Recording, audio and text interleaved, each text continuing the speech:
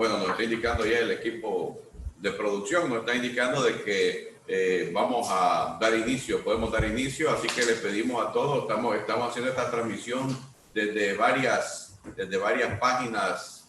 Está la página de Cátedra Abierta, una página que dirige aquí nuestro amigo, colega, el doctor Ricardo Illesca. Está la página de la nómina, está la página de la nómina 1, que es la nómina ganadora, la nómina de la proyección social del contador público. Y en este día pues tenemos una importante ponencia. Yo decía al profesor que esta puede ser una ponencia incluso hasta fundacional de un tema que no solamente se está discutiendo en la actualidad en Nicaragua, sino que es un tema que se está discutiendo y que ha tenido cierta relevancia a nivel de toda América Latina. Vamos a dar inicio entonces presentando la nómina 1. Como ustedes saben, pues estamos trabajando en función desde ya, no estamos esperando llegar hasta las elecciones el 26, que los invitamos a todos ustedes a votar. Estamos trabajando desde ya en función de llevarles capacitaciones de alta calidad, capacitaciones que verdaderamente nos ayuden a edificarnos tanto a nivel personal como a nivel profesional. Aquí pues vamos a tener las palabras ahorita del doctor Ricardo Illesca, que nos va a explicar su proyecto de Cátedra Abierta. Estimado profesor, buenos días, muchísimas gracias por asistir acá. Mucho gusto a todos. Agradecemos que estén con nosotros acompañándonos en este primer evento. Para Cátedra Abierta es un programa educativo virtual que esperamos estar haciendo llegar al menos 2 veces al mes. Vamos a hablar de temas gerenciales. El enfoque que queremos es darlo algo práctico. Estamos basándolo en la pedagogía constructivista. Esto quiere decir que tomamos en cuenta que todas las personas tienen conocimiento, un conocimiento previo, y que nosotros vamos a compartir nuestras vivencias, nuestras experiencias junto con nuestros invitados, tratando, ¿verdad?, de que eso se vuelva una competencia en las personas que nos estén acompañando. Por otra parte, decirles que ya tenemos una programación para lo que es este año. Vamos a estar abordando lo que es la gerencia, temas de auditoría interna, vamos a tener la economía de lo que es el medio ambiente. Un tema muy novedoso que estamos incluyendo tiene que ver con antropología y empresa y organización, cómo funcionan las tribus dentro de las organizaciones, cómo lo ve la ciencia de la antropología.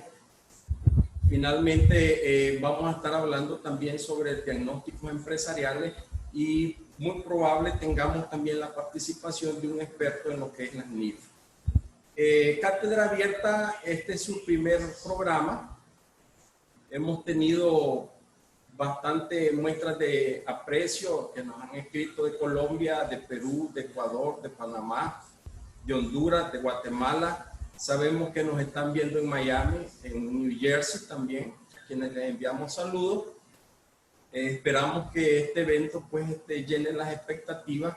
Nosotros vamos a abordar un tema que es muy novedoso, que tiene que ver con la auditoría forense. Como dice mi colega, pues probablemente estemos fundando lo que es la auditoría forense en Nicaragua sobre una base técnica, y eso no estamos mermando ni minimizando el esfuerzo que otros colegas han hecho anteriormente a nosotros, ¿verdad? Pero hemos venido caminando más. Este año, ¿verdad?, tenemos una normativa nueva que nos va a hablar el maestro Giovanni en el transcurso del programa. También quería aprovechar para hacerles una mención. Ya tenemos impreso lo que es el libro de este servidor, Táctica y Estrategia en la Defensa Fiscal. Muy pronto lo tendremos en venta en una de las principales librerías del país. Esperamos que va a servir tanto para abogados, contadores públicos, economistas, empresarios, para poder comprender nuestros derechos como contribuyentes, ¿verdad? Y para ejercer una mejor defensa en lo que tiene que ver los reparos con la autoridad de la DGI. Así que pues damos por iniciado, después de estas palabras, maestro, ¿verdad?, la charla, este conversatorio vivencial, y le cedo la palabra al maestro Giovanni.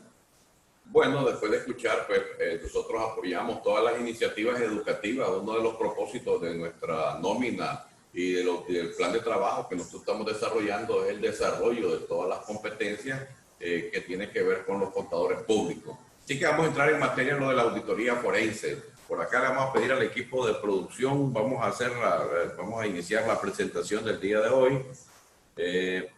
Por acá ya tenemos la presentación, todo el equipo de producción, para que miremos la presentación ahorita.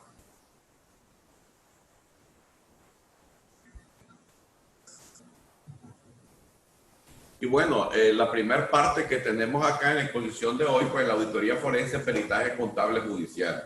Pues para muchos es conocido que se ha estado estudiando este tema de la auditoría forense, que ha estado trabajando el tema de los peritajes contables, pero que en los últimos años hay muchos requerimientos a los contadores relacionados con este tema. No solo con el tema de la auditoría, sino peritajes contables, certificación de fraude, y ahí viene una especie como diría un profesor, de confusión. De repente hablamos de contaduría forense, hablamos de auditoría forense, hablamos de certificación de fraude, y de repente también esa mezcla o el no tener bien definidos los alcances, pues puede ser motivo incluso de que las personas que están ejerciendo puedan caer en problemas. Sabemos de que hay mucha experiencia en los cuales pues los dictámenes o los peritajes o los informes que han rendido los contadores pueden ser objeto de reclamos de terceros, de reclamos de personas que se sienten perjudicadas. De ahí que este tema esté requiriendo o esté alcanzando un nivel más que de importancia, porque siempre ha existido, más de detalle y más de compromiso de la gente de comenzarlo a estudiar. Por varias razones, que las vamos a ver durante la presentación. Entonces, acá primero tendríamos que definir que algo importante sería el concepto de la contaduría forense como concepto general, porque la auditoría forense estaría dentro de ese concepto general que nosotros llamamos contaduría forense. Esa práctica, esa utilización de la contabilidad, la auditoría, técnicas de investigación para ayudar en asuntos legales.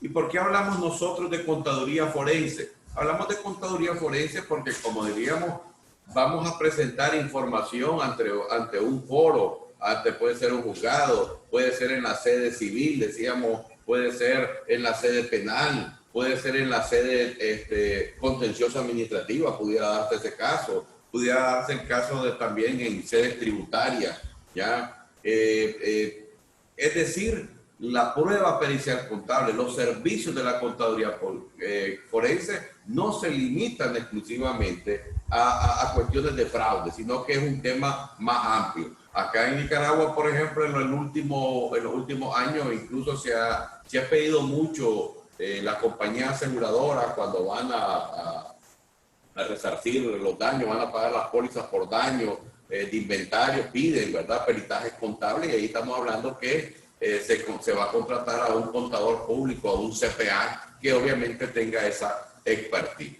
Entonces, si ustedes se fijan, la contaduría forense pues es un concepto bien amplio. En la actualidad hay países que ya tienen la denominación, o sea, además de CPA, yo puedo tener mi licencia como contador forense y esas experiencias en otros lugares.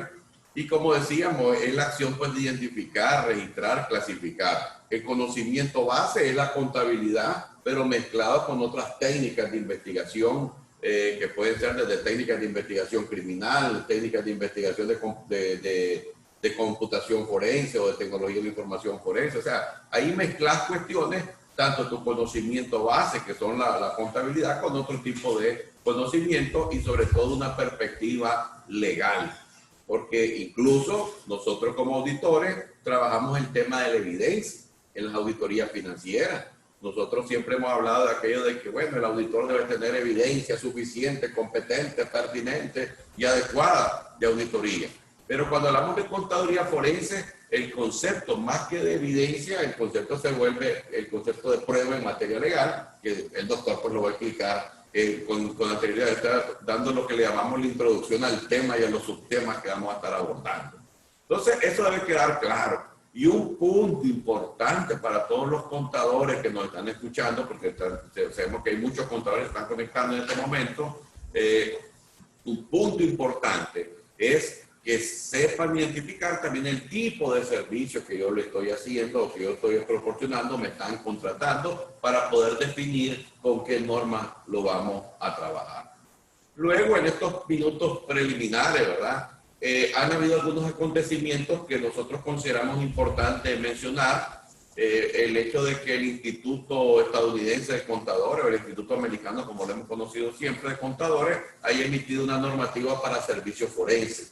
Y fíjense, es interesante, me decía el profesor Royer, un profesor de Panamá, servicios forenses, me dice, no es auditoría forense, o sea, el concepto de auditoría es como más para cuestiones ya criminales, que el concepto de servicios forenses puede ser para una alta gama de servicios que no necesariamente son investigación de fraude. Eso es importante porque, como ustedes pueden ver, ¿por qué un instituto emite una normativa nueva o sobre un tema específico? Obviamente porque este tema se está volviendo tan especial, o se está volviendo tan un objeto de estudio en este momento. No quiere decir que no existiera, sino que tiene bastante atención, debido a que muchos contadores también, como decíamos al inicio, han tenido problemas legales al momento de presentar sus pruebas, al momento de presentar su informe, han tenido demandas, y también la actuación, porque sabemos que en el medio pues pueden haber personas que tienen varias acreditaciones. Hay personas que son contador público autorizado y tienen acreditación de especialista antilavado de dinero. Entonces, cuando estás rindiendo un informe, o especialistas en antifraude, ¿ya? Cuando estás rindiendo un informe en algunos países, tenés que identificar bien cuál es la expertise que estás en la sede para lo que te contrataron, cuál es la expertise que estás acreditando. Sí, profesor. Sí, te quería comentar con relación a esto. Nosotros vemos algo, es una reflexión. Nosotros como contadores públicos venimos llamando auditoría forense. Sí. Sin embargo, en cualquier legislación que nosotros revisemos en materia penal a nivel de América Latina, lo que es Iberoamérica inclusive, porque tenemos unos modelos de código procesal penal y procesal civil que vale para toda Latinoamérica, y es donde se nutre nuestra legislación. Nosotros miramos que siempre se habla de peritaje, sí. No habla de auditoría forense en ningún momento. Sí. Sí, nosotros quiere decir que cuando hablamos de auditoría forense, lo hablamos para nuestra ciencia, para los que somos contadores públicos. Sí. Pero visto desde la ciencia del derecho, le llama peritaje. Y entonces sale la pregunta, ¿y por qué? ¿Por qué le llama peritaje? ¿Por qué no introduce la ciencia del derecho la auditoría forense? ¿Por qué no hay un auditor forense dentro de la ley penal? Sí. Y bueno, me imagino están ocupando el término genérico. En la ley de nosotros también, de los contadores públicos, habla del concepto de peritaje y lo deja como un concepto amplio, ¿ves? Porque peritaje, ¿en qué área? Como decíamos, para sede civil, para sede penal, para sede tributaria, para sede de contencioso administrativo, para sede laboral inclusive, porque hay juicios laborales en los cuales están pidiendo en este momento, ve el reclamo, tráigame certificado por contador público todas sus prestaciones sociales. Yo he mirado un par de casos en esos que después los podemos abordar, porque estaríamos hablando que dependiendo también de la sede para lo que me están pidiendo el peritaje, pues también va a depender el expertise, y va a depender la pericia. Somos contadores públicos autorizados, ya como hablábamos antes de iniciar. Pero sí, quiero una intervención más, maestro.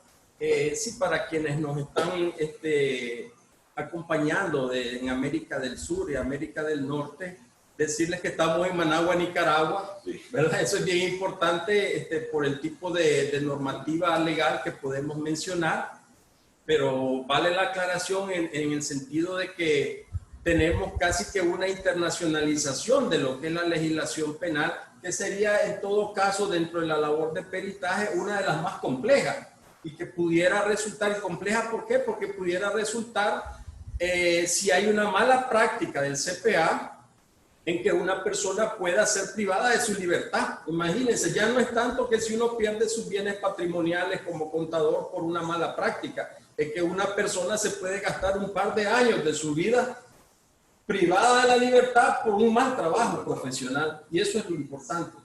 Así es. Pues regresando a la presentación, después de estas aclaraciones, porque estamos hablando que este es un conversatorio vivencial y estamos trabajando, como decía el profesor, el modelo constructivista, el modelo de construcción del conocimiento. Pues es interesante esto, que algunos países ya estén emitiendo ciertas normativas y estén separando. O sea, está bien, cuando vos actúas como contador público, estas son tus normas que te regulan, pero también cuando actúas como contador público en materia forense o en servicio forense, estas otras normas también te regulan. Por ahí vamos a hacerle llegar, el profesor tiene la traducción del estándar que emitió el Instituto. La IPAC. Sí, la IPAC, se conocía la IPAC, el Instituto Americano de Contadores Públicos. Si bien, como decíamos ahí en la presentación, ustedes la pueden leer, pues si bien es cierto que esa reglamentación es para una jurisdicción específica, lo que quizás nos interesa como objeto de estudio es que existen ya países en los cuales han visto esta necesidad del tema forense, de reglamentar el tema forense, de incluso definir. Cualquiera de ustedes pueden entrar a todas las firmas nacionales, internacionales a sus páginas web, y la mayoría de las firmas, profesor, yo me di la tarea el fin de semana antes de este conversatorio, pero a veces cuando uno cree que este conversatorio no trae un montón de horas, me puse la tarea de ver en varias firmas nacionales si tenían, si en sus páginas web aparecían el término forense, servicio forense, y la mayoría pues ofrecen también servicio forense, ¿ve? Tanto servicios como de atestiguamiento, servicios de cumplimiento, ¿ve? Yo te puedo hacer las auditorías de cumplimiento de tal reglamento. Entonces, es interesante porque lo que se está viviendo a nivel internacional es la necesidad, no solo a nivel nacional, también la Asociación Interamericana de Contabilidad, la Asociación Interamericana de Contabilidad en Cartagena de India, el que fue la última reunión. Fíjense que ahí pasó algo interesante, que por primera vez se presentó como un grupo independiente de estudio el tema del peritaje contable y se creó la Comisión de Peritaje Contable. ¿Por qué? Porque los contadores a nivel de América Latina siempre estábamos viendo que los temas de peritaje contable entraban como otros temas dentro de la sala. Solo quiero hacer una referencia, pues hay varias salas en estos congresos, hay varias salas de discusión con varios temas, NIF, normas de auditoría, temas especiales de contabilidad. Entonces generalmente el tema de forense caía en los temas especiales. Pero dado a que muchos colegas, sobre todo sudamericanos, comenzaron a hacer como diríamos aquí en Nicaragua, hacer la campaña, hacer lobby, no, necesitamos que el área forense tenga su propia comisión, que el área forense tenga sus propios temas de investigación y que sea independiente de otras áreas. Y eso es interesante porque en Cartagena de India, en octubre del año pasado, pues se conformó esa comisión, se hizo por primera vez una sala de estudio específica del tema de peritaje contable. Y ahí pues entraron ya los temas más que estamos trabajando más, como el tema de lavado de dinero, antilavado de dinero, como el tema incluso de delitos económicos en los cuales pues se piden como parte de la evidencia los peritajes contables, por otro. Y finalmente, pues en esta parte que estuvimos investigando, en Nicaragua no se ha quedado atrás. En Nicaragua, si alguien, por ejemplo, ahorita pone una denuncia sobre un fraude en una empresa, en Nicaragua inmediatamente lo que manda a hacer, ya sea la policía o el Ministerio Público, es pedirle a la empresa: mire, usted ya tiene una auditoría especial, ustedes ya tienen un trabajo especial sobre este tema, y ahí pues comienza nuevamente la discusión y los servicios. Pero en Nicaragua también ha surgido otros servicios, como el caso de las auditorías de los programas de prevención de lavado de dinero, que son servicios hasta cierto punto novedosos. Cualquiera me pueden decir: pero profesor, eso es lo que históricamente hemos conocido como una auditoría de cumplimiento, pero eso requiere un cierto nivel de expertise de un área especial. Entonces cae dentro de los servicios forenses. Caso de litigio, ya para ver aquí como decimos popularmente en Nicaragua, para dar la guitarra al profesor: caso de litigio no solamente, o problemas legales, no solamente en sedes penales, porque creo que el profesor decía el enfoque que se le ha dado en Nicaragua al tema forense ha estado más ligado al tema del fraude. Si bien ese es su quizás parte esencial de lo que ha sido la práctica en los últimos años, también algunos hemos actuado, yo he actuado como testigo, como perito, para dirimir cuestiones incluso como deuda. ¿Ves? La deuda era en dólares, y cuánto era el tipo de cambio del año tal, cuánto es, y son, cualquier día, unas certificaciones simples de CPA diría cualquiera, pero son certificaciones y son peritajes que tienen que cumplir con toda la normativa. De ahí termino esta parte introductoria, porque yo creo que lo primero que tenemos que hacer nosotros es evaluar qué tipo de servicio que nos están requiriendo, cuál es el marco legal de ese tipo de servicio y cuál es el marco normativo contable al que yo me debo de regir. Dejo con ustedes. Sí, dos comentarios de lo que acabas de decir, Giovanni. Sí. En la reflexión, porque debemos de reflexionar en torno a esto. ¿Cuál es la tendencia? La tendencia de tus palabras, ¿verdad? La puede extraer uno y podemos decir que está agarrando autonomía científica, lo que es la auditoría forense. Cuando nosotros la miremos como una asignatura más en las licenciaturas de contaduría pública, está dando su primer paso de independencia hacia una autonomía científica. Y deberíamos de ser, yo pues no estoy en todas las universidades, pero donde nosotros lo hemos visto a nivel de maestría, se da como un módulo de auditoría forense. Y yo pienso también, viendo en el Perú hay algunas universidades que tienen lo que es la asignatura de peritaje contable. Pregunta, ¿pudiera ser peritaje contable como asignatura o auditoría forense, que es más amplio? Pensaríamos que el peritaje contable integraría la auditoría forense como una asignatura. Sí, lo que pasa es que ahí volvemos a aquello de las palabras y las cosas. Aquí hay discusión, porque probablemente la gente tiene que verlo desde la perspectiva del marco legal. Si en el marco legal lo que me habla es peritaje contable, pues yo simplemente debería llamar a ese tipo de trabajo peritaje contable, que es lo que hablábamos al inicio. Correcto. Ok, entonces dejamos al profesor acá con su intervención, ¿verdad? Aquí en la última parte, antes de la intervención del profesor, pues en la última parte teníamos los diferentes tipos de servicios. Antes que el profesor nos hable un poco allá. Ahí tienen ustedes investigación de fraude financiero, fraudes contables, investigación de fraude. Creo que es la parte donde más se ha desarrollado en Nicaragua, la parte de fraude, por una sencilla razón. Esa es mi perspectiva. En las empresas aseguradoras, cuando van a pagar por aquellas pólizas de fidelidad a empleado, cuando van a pagar esas pólizas por robos internos, piden y solicitan de que el caso haya sido investigado y que en todo caso haya sido denunciado. Y aunque no esperan la empresa esta que haya un juicio, la resolución judicial no hay un fallo, no esperan eso. Sin embargo, algo que exigen las compañías de seguro es de que exista todo el proceso de la investigación. Entonces creo que desde esa perspectiva en Nicaragua pues se ha dado bastante el tema gestión de riesgo, lavado de dinero. Fíjense, el caso del lavado de dinero también es interesante porque es un tema en el cual pues los contadores aparecen como sujetos obligados, las recomendaciones del CAFID, están todas las normativas tanto de los 4 grandes reguladores. Tenemos 4 grandes reguladores en Nicaragua, está la normativa para abogados, la normativa para contadores, las normativas emitidas por Superintendencia de Banco y las normativas por la CONAMI.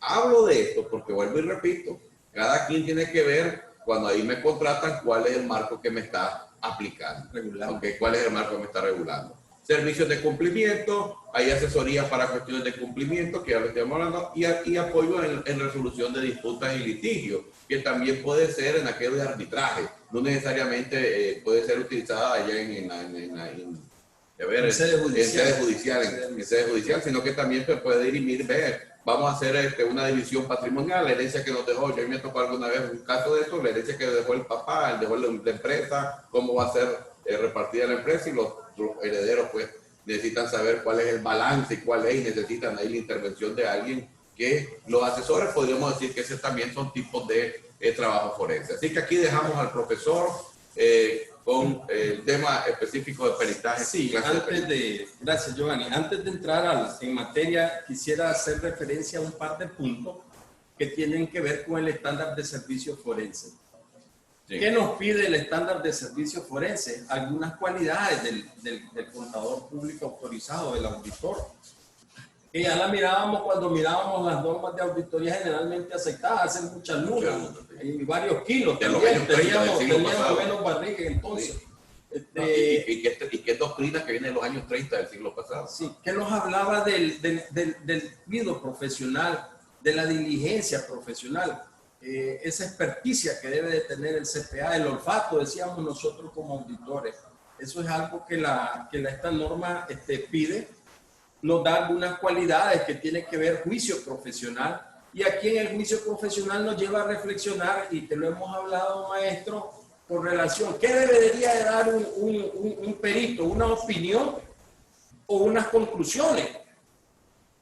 Es bien discutible ese tema, probablemente no nos pongamos de acuerdo, es algo bien difícil, pero la reflexión mía y alguna investigación que hemos hecho en torno a esto es que en Nicaragua, ¿verdad? La ley procesal penal lo que pide es una opinión. En Costa Rica, la ley procesal penal pide conclusiones.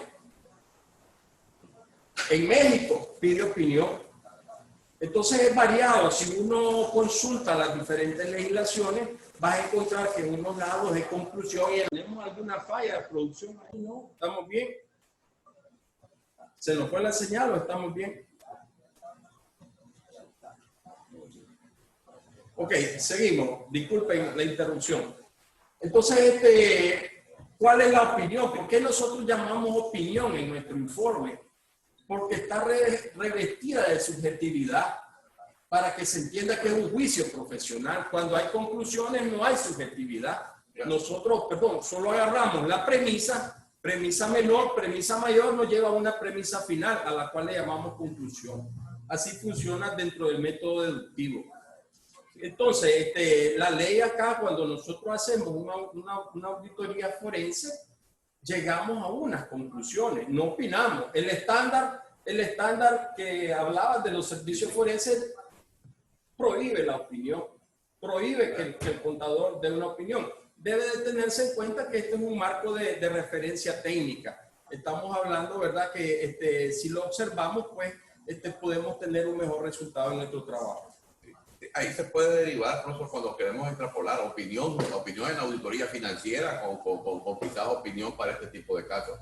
Creo que aquí, hasta este momento, uno de los puntos fundamentales ha sido, espérate, ¿cuál es el marco legal con el que vos te regís para rendir esto, para rendir este tipo de trabajo?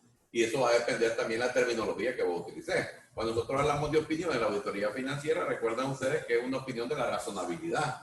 En este caso, pues obviamente, cuando hablamos aquí para sedes, más que razonabilidad, o sea, más que eso, pues nosotros no nos vamos a basar en evidencia subjetiva, como usted decía, sino en pruebas obtenidas también desde una perspectiva legal. Bueno, podemos entrar en materia en base a las presentaciones que tenemos ahí, la presentación. No sé si están viendo la presentación. ¿Se están viendo las dos cosas? Ah, ok. Las dos cosas se ven. Ok. ¿A qué nos referimos cuando hablamos de perito? En términos generales nos estamos refiriendo a un experto en una ciencia o un arte. Cuando se trata de un CPA, ¿verdad? La ley local, el reglamento del contador público en Nicaragua pide que se acredite la calidad de contador público autorizado. Si vamos a un juzgado a servir de perito, el juez nos va a pedir que nos identifiquemos. Eso es lo primero que nos pide, que nos identifiquemos. Incluso pueden haber problemas en el caso de qué documento debo de presentar para demostrar la expertise, mi credencial de CPA, la resolución emitida por el Ministerio de Educación, mi carnet. En algún momento alguien me pidió en un juicio que si andaba mi carnet de CPA, alguna vez que serví de perito. Sí, decir en Nicaragua, nosotros si entramos a la página de la Corte Suprema de Justicia, vamos a encontrar dos manuales, voluminosos por cierto, que están referidos a la materia de peritaje. Pero este peritaje tiene que ver con los delitos relacionados con privación de la vida, con lo que tiene que ver con la integridad de las personas, con daño psicológico. Pero no vas a hallar, ¿verdad?, un manual que te diga cómo debe de actuar el contador público. Eso no lo vas a hallar, ¿verdad? Esa es parte de la materia en desarrollo. Esa es parte de la materia que estamos en la obligación nosotros de venir desarrollando, de dar estos pasos para ir documentando lo que ya hacemos, porque hay mucha experiencia. Nosotros no podemos negar la experiencia que se ha venido produciendo durante todos los años. decir, todas las asistencias que el contador público autorizado brinda a la sociedad para resolver estos casos de litigio en el juzgado. Si continuamos. Bueno, brevemente decir que los peritos, ¿verdad?, contables pueden ser de parte, de oficio, pueden ser dirimentes. ¿Qué significa de parte? Que a uno lo contrata a alguien, ¿verdad? Que no es el juez el que te está designando. Cuando es de oficio, el juez te designa. Y estaba viendo que la ley procesal penal en Nicaragua dice que debe de ser el juez quien te pague los honorarios para proteger la integridad y la independencia. Esa parte es bien importante. Hablar acá que hay dos momentos donde nos pueden contratar a nosotros, nuestros servicios, que tienen que ver, una que es una etapa preparatoria, como tú ya mencionabas, ¿verdad? Antes de pasarlo al Ministerio Público, realizar los procedimientos, el examen de auditoría forense, ver los resultados para que un abogado valore si tiene un caso o no lo tiene. Si no tiene el caso, Ministerio Público no va a hacer nada. Lo que estamos hablando de la Fiscalía. Y el perito dirimente, ¿verdad?, que funciona cuando hay controversias entre dos peritos.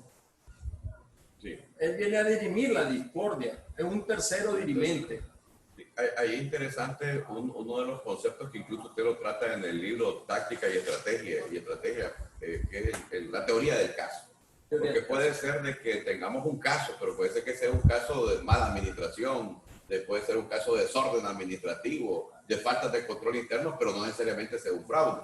Y ahí algún abogado, con una experiencia que tuve con don Federico Marenco, que está conectado por acá y le mandamos saludos, cuando Federico, pues nos encontramos con algún abogado que nos decía, si ustedes no tienen teoría del caso, eso es cualquier cosa, pues eso puede ser una cuestión meramente administrativa con su sanción laboral, pero si no tenés teoría del caso, ¿y qué sería la teoría del caso? Bueno, de que se encuadre lo que la persona, realizó, el acto que la persona con lo que sería la tipificación penal.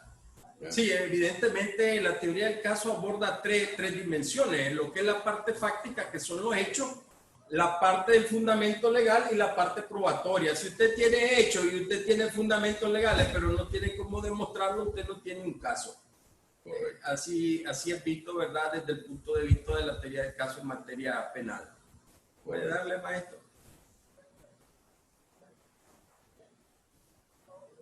Bueno, las partes donde nosotros podemos intervenir, ¿verdad?, que es el ámbito de acción. El ámbito de acción nosotros lo vemos en materia civil, materia laboral, puede ser solución de conflictos alternos, también tiene cabida en nuestra contratación.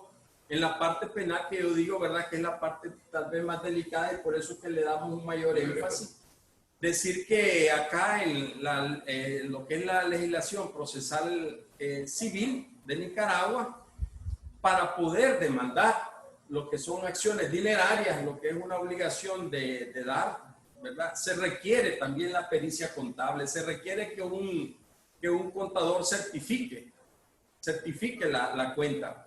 Vamos avanzando un poco, porque nos dice acá producción que estamos con el tiempo bastante topadito. Ahí tenemos un modelo, pues no vamos a explicar mucho, ese es un modelo sencillo de una certificación para anexar a una demanda en materia civil, ¿verdad?, por lo que, o mercantil, por lo que sería acciones dinerarias. ¿Puede darle, maestro? Avancemos un poco más, ¿no?, para no detenernos un poco. Sí. Hablamos del perito dirimente. Quiero hacer ahí algunas menciones. Lo que tiene que ver con el peritaje en materia mercantil tiene algunas complicaciones. Ahí, por ejemplo, si a nosotros nos pidieran valorar daño moral, daño emergente, lucro cesante, costa, ¿qué hacemos? Esa es una gran pregunta. ¿Qué hago ahí? ¿Cómo calculo? ¿Cómo calculo el daño moral? ¿Qué cosa es el daño moral? ¿Cómo lo entendemos el daño moral? Es el sufrimiento. El daño moral es el sufrimiento que tiene una persona. Entonces, ¿cómo nosotros pudiéramos saber cuánto sufrió una persona porque le haya pasado un daño? ¿Cuántas noches dejó de dormir o cuántos días dejó de comer? ¿Verdad? Esa es una gran pregunta. ¿Y cómo se le pone una cuantía? Porque hay que ponerle cuantía. En México hay casos de una sentencia donde a una persona la sacaron en imágenes en televisión y la televisión cubrió 1.100.000 televidentes. A 1.100.000 televidentes. Entonces vino el juez y dijo a 20 centavos por cada televidente y se multiplicó por el 1.100.000 de personas que la habían visto, y ese fue el daño, ¿verdad? Que se logró establecer. Acá en Nicaragua nosotros no tenemos. Creo hace algunos años a mí me tocó llevar un caso para establecer lo que era la situación de daño moral, daño emergente, lucro cesante, y busqué cómo si nosotros tenemos una legislación nacional que nos dé algún factor, alguna medida para poder establecer ese daño.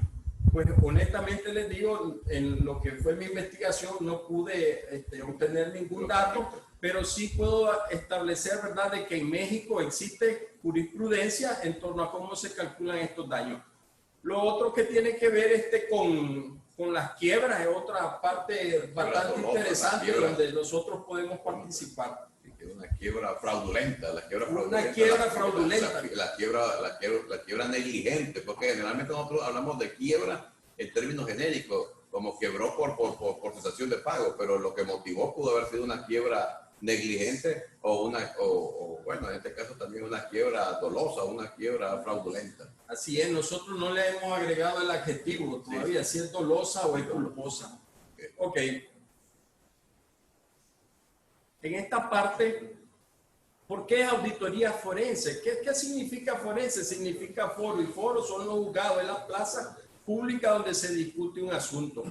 Algunas preguntas que nos interesan ahí, nos interesan como auditores, como CPA, cuando estamos estableciendo un examen sobre un evento irregular. ¿Qué fue lo que ocurrió? Antes la gente decía, yo recuerdo cuando estaba en el bachillerato, decía, ¿verdad? ¿Qué fue lo que sucedió con un acto delictivo? ¿Cuál es el modus operandi? Decía la gente, y en todos lados era modus operandi, modus operandi. Hoy en día ya no hablamos de modus operandi, hablamos de esquemas. Es decir, ¿cuál es el tipo de esquema que se presenta? Evidentemente, Giovanni, nosotros no podemos calificar una conducta. Eso le corresponde al Ministerio Público o a la autoridad judicial. Porque pudiera ser que el Ministerio Público incluso se equivoque al calificar una conducta. Pero el contador público, ya sea que participemos como parte de un equipo interdisciplinario o de manera individual en la investigación de un evento irregular, nosotros no podemos ni debemos calificar un hecho, aún así cuando tengamos conocimiento de derecho. Pudiéramos ser contador público y abogado y creernos que sí podemos, pero no debemos. Entonces, sí. Por ahí un comentario a propósito de un profesor panameño, pues que yo le decía que él le había enviado yo la presentación, y el profesor de apellido Rogers, este profesor me decía eso de que a veces en muchos países siempre se confunde, el contador confunde sobre todo el concepto responsabilidad, participación, y lo ocupa lo ocupa fuera de los términos legales, del contexto legal, y esos términos tienen un efecto legal, y el contador, me decía, el contador relaciona, no responsabiliza. Ya está relacionado porque es el cajero, hubo un faltante y ese es el cajero que estaba a la hora del faltante, está relacionado, pero no responsabiliza. Eso tendrá que ver ya en el proceso judicial. Otro punto interesante, profesor, con esto es, y creo que ha sido como una mala práctica en Nicaragua, que muchas veces se quiere descansar en el peritaje contable como único medio de prueba. Y ahí muchos contadores han caído en la trampa de utilizar vocabulario legal que no es parte quizás de nuestra ciencia. De nuestra ciencia. Estamos de acuerdo. Para mí es un área de riesgo para nosotros que nos pudiera ocasionar una demanda por daños y perjuicios, que nos pudiera originar una queja inclusive en el colegio, o sea, que nos ponga una queja ante el Tribunal de Honor, ¿verdad?, por alguna mala actuación, una mala práctica en el ejercicio de nuestra profesión. Bueno, yo les decía ahí 3 puntos, 4 preguntas. ¿Qué ocurrió? ¿Cómo ocurrió? existe un daño económico. El daño económico debería de ser, si lo hubiera, una de las conclusiones, y quizás la conclusión general de todo el trabajo, de la pericia. ¿Cuál es el monto del daño económico? Eso nosotros sí lo podemos concluir una vez que lo hayamos determinado. La cuantificación del daño. Ahora, cuando acá yo escribo quién es responsable por lo que ocurrió, yo no estoy diciendo, digan ustedes, fulano de tal se robó la plata. Eso no lo podemos expresar. Nosotros lo que podemos decir es, en el caso, digamos, de una planilla donde hay trabajadores fantasmas, que sería un esquema de nómina, nosotros podemos decir, la nómina la elaboró fulano de tal, la revisó fulano y la aprobó sultano de tal. Y ahí no estamos diciendo nosotros que esas personas sean responsables de alguna conducta, ¿verdad? Delictiva. Eso no lo estamos diciendo. A eso se refiere cuando nosotros hablamos quién es responsable por lo que ocurrió. Es decir, el hecho que investigamos nosotros, que sería, ¿verdad? El esquema de nómina. ¿Quién estuvo participando en la autorización de esas operaciones? Una manera de ejemplo. Está relacionado con el caso, o sea, por los diferentes grados de funciones. Así es. Sí. Quisiera señalar, para pasar a la siguiente lámina, decir que la auditoría forense la podemos ver desde un punto de vista proactivo y desde un punto de vista reactivo. Sí. Proactivo quiere decir que las empresas pueden tener un auditor forense de planta que le ayude, ¿verdad?, a elaborar procedimientos, políticas, controles internos que eviten un fraude. Y reactiva, pues, es cuando ya, ¿verdad?, la empresa ha sufrido un daño económico o cree haber sufrido un daño económico, y es cuando nos contratan para ver la posibilidad si efectivamente existe un caso. Podemos pasar. Sigo que avance un poquito más porque me gustaría abordar el esquema de contratación de servicios, que es bien importante.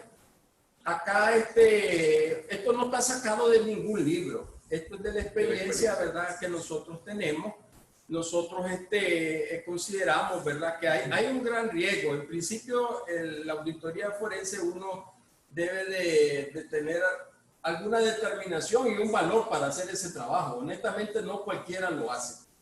¿Por qué? Porque para comenzar hay un riesgo de seguridad, de la integridad física de uno. O sea, alguien que no quede contento con un caso y lo lleven a los tribunales de justicia, el día de mañana te puede llenar el cuerpo de plomo, así de fácil. O sea que hay un riesgo Y hace años hubo un caso famoso, no vamos a mencionar el nombre del caso, pero hay un caso famoso en el cual los implicados de un fraude aquí en Nicaragua contrataron a un sicario para que llegara. Sí, recuerdo ese caso. Y asesinaron al contador público que estaba a cargo de... Ha habido 2 o 3 casos, la verdad es que pues, no vamos a mencionar. No son muy mencionados. Pero hay un riesgo. Hay un riesgo alto, pues, porque ya no es un riesgo patrimonial, es un riesgo contra la integridad física de uno o de algún miembro de la familia de uno, porque también pudiera suceder. Entonces, para mí es bien importante determinar el alcance. Si ustedes los contratan para revisar 6 operaciones, uno pone un costo o determina unos honorarios para revisar 6 transacciones. Pero de pronto pudiera ser que en el camino surjan más transacciones y el cliente le diga, mire, aquí hay 10 transacciones más que quiero que me las revise. Entonces, ¿va a cobrar lo mismo por 16 que por 6? No, no es cierto.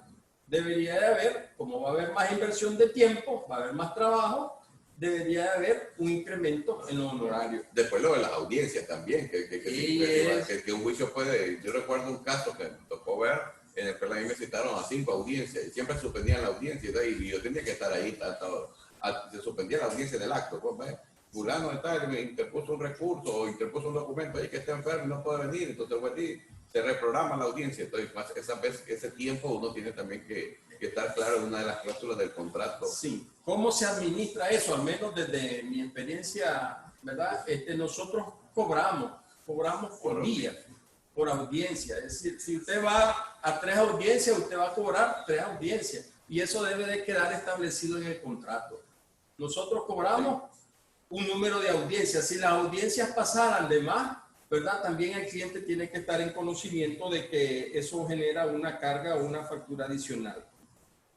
Debe de quedar claro en la parte de contratación, nosotros deberíamos de conocer, ¿verdad?, bien cuál es el planteamiento del problema.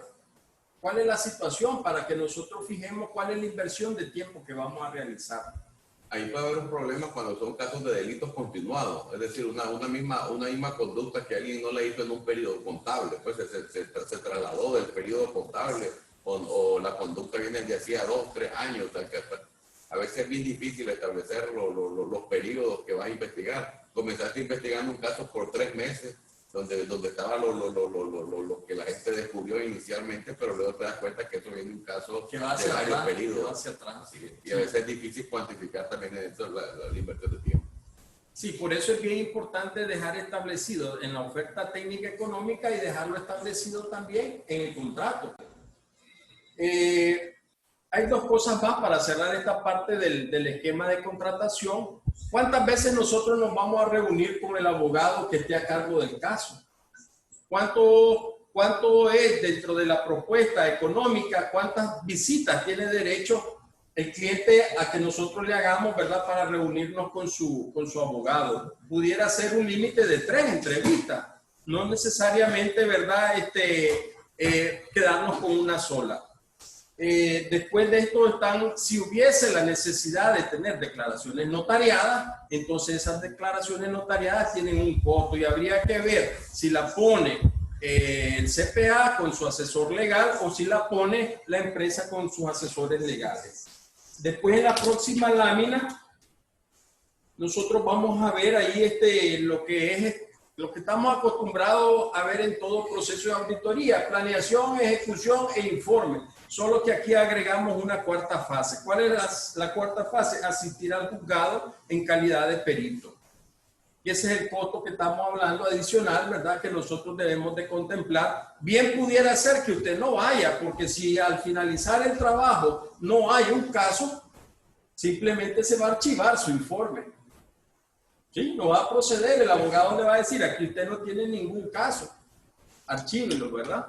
Nosotros, y esto quiero dejar claro, como CPA, nosotros no vendemos ni las conclusiones ni las opiniones. El cliente tiene que estar bien claro que nosotros somos objetivos en nuestro trabajo, somos independientes. ¿Sí? Nosotros no vamos, porque él nos esté pagando el servicio, a alterar los hechos, ¿verdad? Porque eso no podría acarrear consecuencias legales serias. Eso hace años hubo algún caso así, incluso puede ser recurrido también. Ve, el auditor, creo que hubo un caso de queja y un caso que fue recurrido en un juzgado porque el auditor como que tipificó, hubo robo con abuso de confianza, puso así en su informe, y eso fue un caso famoso hace como unos 6 años. ¿Ya? Y ahí me percaté de que, bueno, platicando con la persona, pues, de que muchas veces, aquí con lo que usted está diciendo, la independencia, la objetividad, a veces los abogados, cuando son equipos, tal vez quieren interferir en tu forma de redactar tu informe. Son 2 lenguajes distintos, son 2 ciencias distintas, pues la parte jurídica, la parte contable, y yo me tengo que regir por mis normas y por mi propio esquema de trabajo. Pues no puedo agarrar frases o decir cosas que tal vez corresponden a la parte jurídica. Legal. Estamos de acuerdo. Bueno, en la parte de planeación, bueno, voy a leer ahí, ¿verdad? Importante es que nosotros quedemos claros o familiarizados, ¿verdad? Con cuáles son los hechos que dan lugar a la auditoría forense. Hay que conocerlos, hay que hacer un planteamiento claro del problema, porque eso es lo que dirige el trabajo que vamos a realizar. Sí, el tipo de prueba que vamos a elegir. Quiero decirles que no hay una definición de procedimientos acá. Eso es juicio profesional. Uno va y tiene que ver ya en el terreno, ya en el campo de trabajo, cuáles son los procedimientos que deberían de aplicarse. ¿Cuál es el problema acá? El problema es que tu juicio profesional se quede corto. Ya hablábamos, y entonces vas a tener negligencia profesional. O sea, es lo contrario del debido cuidado y la diligencia profesional. Es decir, si te quedas corto en los procedimientos, ¿verdad? Te pudieras realmente ser objeto de una queja. Y acá referirme también a la parte que creo que en algún momento lo hemos conversado. Nosotros debemos de tomar en la parte de la planeación cuáles son las limitaciones. si la parte contratante debería de saber, por ejemplo, que yo le tengo que dar lugar al peritado. Si hay alguien, ¿verdad?, que se sospecha que tiene que ver con el acto que se está investigando, lo tenés que entrevistar. Sí. Tenés que darle lugar a que él manifieste qué fue lo que pasó según su visión. Sí, hubo, porque a muchos consideran que ese proceso no, que ese procedimiento no. Pero muchas veces, incluso lo que hemos visto en la práctica es que se manda a citar a la persona, y si la persona no llegó, pues simplemente es una limitación que tiene que quedar en el informe. Sí. Se mandó comunicación de para presentar conclusiones del informe, qué sé yo, a la persona tal, y no asistió. Sí, habría que, en mi caso, yo lo que he hecho es redactar actas, ¿verdad? Actas de no comparecencia, y dejar evidencia de que se le hizo no una cita, sino 3 citas. Habría que dejar evidencia de las veces que uno lo citó, y también allá aprovechando, ¿verdad?, decir que si el peritado quiere llegar con su asesor legal, usted tiene que darle la oportunidad de llegar con su asesor legal. Los auditores, los CPA, no hacemos interrogatorio. Esa es otra de las cosas que debe de quedar claro. Nosotros hacemos entrevistas, y hay que tener cuidado cómo hacer la entrevista. Si usted viene y tiene digamos, un cuarto o una oficina asignada para realizar su trabajo, y cuando llega el peritado, usted cierra las puertas y pone un vigilante en la entrada, usted ya lo está secuestrando. Usted lo está secuestrando, y no se asuste si le ponen una denuncia por secuestro, ¿verdad? Porque la persona se pudiera sentir acorralada en esa oficina y decir, me privó de la libertad. Un ciudadano que no tiene esa facultad para hacerlo. De tal manera que en la literatura de esta materia nosotros encontramos que los interrogatorios quienes los realizan, y eso que respetando también el marco de la Declaración de Derechos Humanos, ¿verdad?, lo realiza la policía o el Ministerio Público, pero los CPA no vamos a andar haciendo interrogatorios. Debemos de ser bien cuidadosos con eso. Me voy a saltar un poco cómo vamos con el tiempo. Unos minutitos ahí. Vamos a aprovechar la parte del informe. Nos vamos a adelantar un poco a la parte del informe. Al contenido. Esta parte es bien importante. No es que el resto no lo sea, ¿verdad? Pero acá esto es lo que va al judicial, o es lo que va a evaluar el Ministerio Público. Ok, ahí tenemos la estructura. Esta es una estructura sugerida. ¿En qué libro está? En ninguno.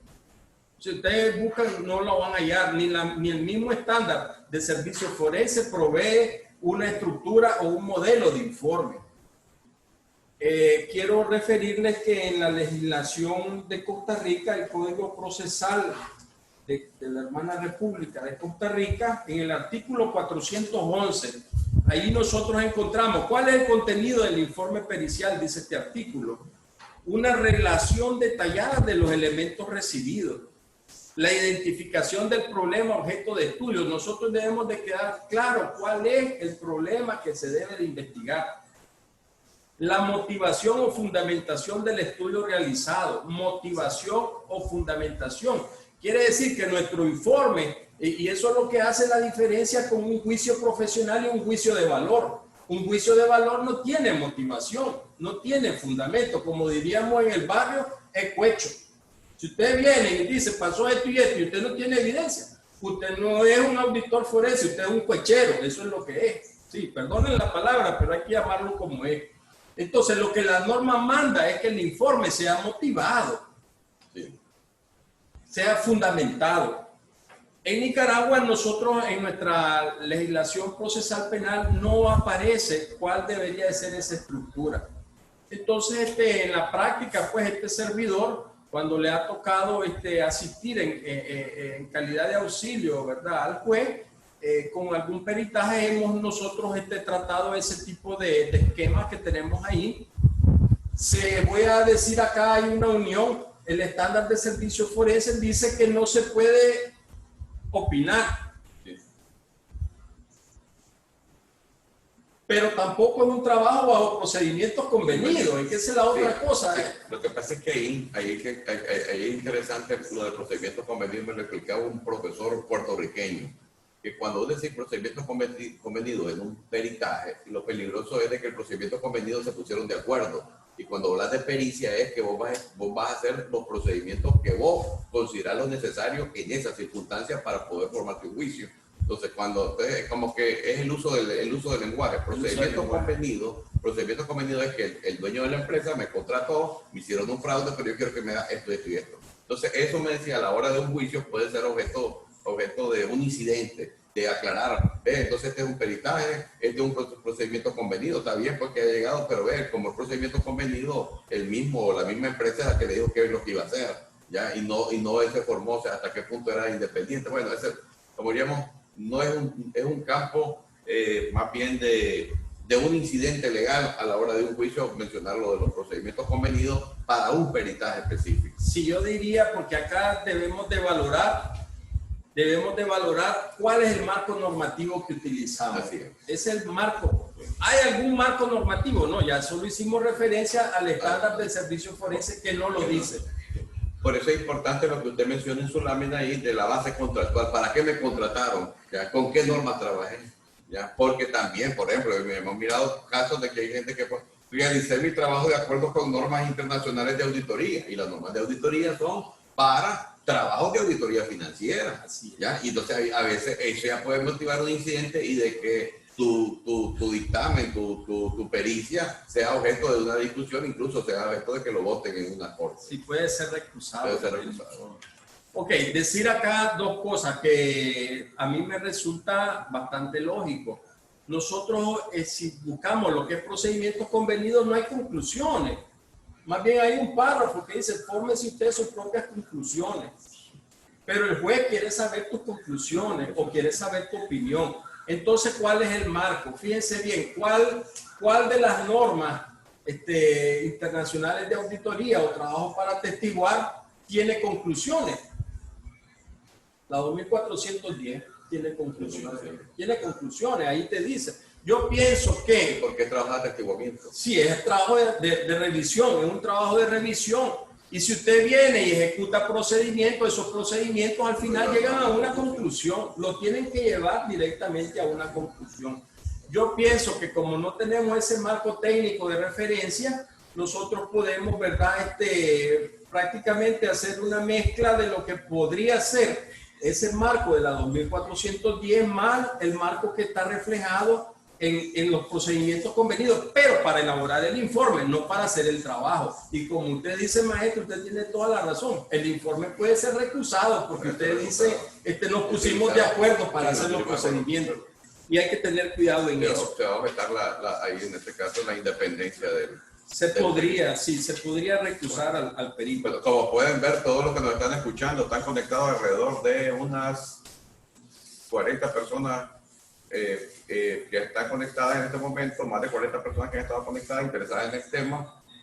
Como pudieran ver, este es un tema de amplia discusión, incluso dependiendo del tipo de servicio, dependiendo del tipo de persona o el tipo de trabajo, va a depender el procedimiento que voy a aplicar. O sea, no es como un trabajo, como diríamos nosotros, no es un trabajo específicamente como de procedimientos convenidos, que yo hice este procedimiento, sino que eso va a depender de las circunstancias. Primero teníamos que ir a conocer la teoría del caso, qué es lo que pasó, qué es lo que, ya incluso hablar con los abogados, si es caso penal, pues que es el caso más común por acá. Incluso a veces hay empresas que hacen sus locuritas, por decirlo así, sus locuras, no locuritas, sus locuras. Por ejemplo, le robaron a la empresa, pero vino la persona que le robó, firmó un pagaré de que va a pagar el dinero, entonces ya ese es un caso penal o es un caso civil, y ahí hay una especie de confusión, porque entonces ya no hay delito, él admitió que se llevó el dinero, pero le dice que te lo va a pagar y te firmó un pagaré. Entonces no, espérate, ¿y cuál es el delito ahora? Si ya se pusieron las dos partes de acuerdo en la cuantificación y cómo te lo va a pagar. Ya, entonces a veces también eso es importante. Muchas empresas no tienen protocolo, y estaríamos hablando de empresas grandes, no tienen protocolos de actuación. ¿Qué pasa a la hora que sucede un fraude en la empresa? Vamos a llamar al auditor forense, quién es que tiene que verlo internamente. Todos esos protocolos que quizás en empresas grandes existen, pues es importante también que en las empresas pequeñas se hable de este tema. El riesgo de fraude es alto. El uso de auditoría forense se está volviendo, y el uso de trabajo forense se está volviendo común, y como lo pueden ver ustedes, una hora pues es un tiempo realmente corto para una temática en desarrollo. No sé sus palabras finales, profesor. Sí, bueno, quisiera agradecer el tiempo que nos han acompañado, la paciencia que nos han tenido. Es lamentable que realmente solo tenemos una hora para esto. Quisiéramos invitarlos a que si tienen preguntas o quieren hacer comentarios. Vamos a ver las preguntas en el Facebook. Tenemos preguntas en el Facebook. Por acá, la parte de producción. Muchísimas gracias a todo su despacho que ha venido aquí a apoyar esta transmisión. Felicitaciones por exponer. Muchas gracias, Regina Martínez. Lionel Cuadra, ¿podría compartir un modelo de oferta técnica económica? Lionel, ahí tenés, ahí tenés la guía. Ahí tenés lo que deberías de tener en la oferta. Felicidades a los dos. Marvin Ramírez, profesor Ricardo Delgado, profesor de León. Saludos, profesor Rodolfo. El CPA que hace es investigar cómo ocurrió el fraude y el juez decidirá la aplicación de la sentencia. Creo que ahí está totalmente resumido lo que dice el maestro Rodolfo Delgado. Bueno, por aquí se recuerden las rifas. Vamos a rifar unas tazas de la nómina, ¿no? Siempre vamos a recordar. Muy buena presentación, pero con mucha interrupción. ¿Será posible que suban la grabación? Porque lo medular no se escuchó. Ok, estamos subiendo el video. Ahora estoy sin video y sonido. Dice aquí alguien. Muy bueno, saludos. Sería interesante que esta tecnología se suba en Facebook Live para que sirva de refresco. Correcto, vamos a subir el video. En las próximas horas vamos a estar subiendo el video para los que tuvieron bastante interrupción en el internet. Muy bueno. Ya, anexo de la demanda, dice Humberto Castilblanco, Verga Z 191 09-10-2015, artículo 644, anexo de la demanda. Vamos a revisarlo. Es el código procesal. Según mi opinión, peritaje es simplemente un procedimiento de cálculo de cuantía económica, producto de un fraude, daños económicos o reputacionales. Ricardo José Mojica, gracias por participar. Ahí, pues, obviamente que el concepto de peritaje, como ya lo estábamos hablando temprano, pues va a depender del marco legal en el que se esté utilizando y la sede donde y el país donde y el país, la jurisdicción y la sede también, si es para cuestiones tributarias, incluso si es para cuestiones tributarias, la ley del contador dice que tiene que pagar una póliza mayor a la póliza de CPA simple. Ya solo el objeto de que yo haga un peritaje para sede tributaria y no cumpla con eso, ya puede ser recusado mi pericia. Estamos de acuerdo, hay que ver tipo de personal, actividad, gracias por compartir. Gracias, debería ser un seminario especial sobre el tema. Sí, realmente nosotros como nómina, lo que vamos a promover más que un tema, vamos a promover el primer posgrado en contaduría forense aquí en Nicaragua, incluso viéndolo también con la parte judicial. Eso fue un proyecto que tenemos desde hace varios años. Y cuando hablamos de viéndolo con la parte judicial, es viéndolo con la escuela judicial, o sea, para que intervengan de las dos disciplinas, pues no sea un concurso solo de contadores. Me gustaría, excelente ponencia, saludo, excelente presentación de muchos conceptos y definiciones y realmente pues el tiempo es corto, muchas gracias. Felicitaciones al doctor Illesca, ya. Ezequiel Sotelo, un saludo al licenciado Illesca, excelente contenido. Sería ampliar más y es bastante interesante. Claro, es un tema, decíamos, estamos fundando desde la perspectiva más académica, pues dándole un giro quizás a este tema de revestirlo más de un carácter científico, un carácter más de una disciplina independiente que debería ser objeto de estudio. Así que muchas gracias. Acá vamos a ver la rifa la vamos a hacer. Pero vamos a hacer con qué metodología. Bueno, acá vamos a escoger algunos comentarios. Ya. Bueno, entonces vamos a rifar unas tacitas en los últimos segundos. Aquí tenemos 2 tacitas que vamos a rifar acá. Ya. Entonces a los que saludaron, dice aquí al profesor, vamos a regalarle aquí esta tacita. No vamos a poder aplicar porque ya estamos saliendo fuera de... Vamos a regalar esta tacita a Roberto José Mojica González, que estuvo participando ya esta tacita de la nómina 1. Nosotros nos comunicamos con usted para hacérsela llegar en los próximos días. Y vamos a esta otra taza que está por acá. Si tenemos otra taza, otro que participó. Excelente, dice aquí a Miguel Fuente, le estamos regalando esta otra taza. No pudimos utilizar la metodología de la rifa porque teníamos que haber tenido alguna forma. pero aquí pues con los comentarios. Y para la rifa teníamos otra taza. Mañana vamos a rifar camisetas. Permíteme, aquí es de producción, la camiseta. Ya me levanté todo aquí. Pues, rompí el protocolo, dicen los de producción. Pero acá tenemos esta otra camiseta que estaríamos regalando. Recuerden que este es un trabajo que se ha hecho con el profesor Ricardo Illescas, Cátedra Abierta, un programa del profesor que va a tener varias sesiones de entrevistas, y también seguir esa página de Cátedra Abierta, la página de la nómina 1, que en los próximos días estaremos teniendo otras actividades académicas. Muchísimas gracias, profesor. Si despide ahí la transmisión. Para despedirme, quisiera decirles que a finales de este mes vamos a tener un seminario, una charla así como esta en Auditoría Informática Forense. Va a estar a cargo del maestro Silvio Gómez y Carol Flores. Estamos trabajando ya desde hace una semana en este tema. Para el mes de octubre nos va a acompañar don José Antonio Mena con un tema muy importante que tiene que ver con gerencia de producción y logística. Nos va a acompañar también el maestro Omar Lawrence, muy conocido en la docencia en Nicaragua. Nos va a hablar de la auditoría interna como garante del cumplimiento de los controles internos institucionales. Para lo que es el mes de noviembre, tenemos como invitado al doctor César Arévalo, un economista muy destacado en el país. Nos va a hablar de economía de los bienes ambientales, y vamos a cerrar con doña Marit Sandino, que es doctora en ciencias sociales y es antropóloga, y nos va a hablar sobre el tema de antropología y negocio en el siglo XXI. Okay. Bueno, nosotros estaríamos retransmitiendo siempre y cuando pues estemos con la autorización de ustedes. Estaríamos retransmitiendo aquí en esta página de la nómina 1, que será una página permanente para divulgar todos los contenidos educativos que ustedes también estén proporcionando. Sí, muchas gracias a todos y que tengan un excelente día.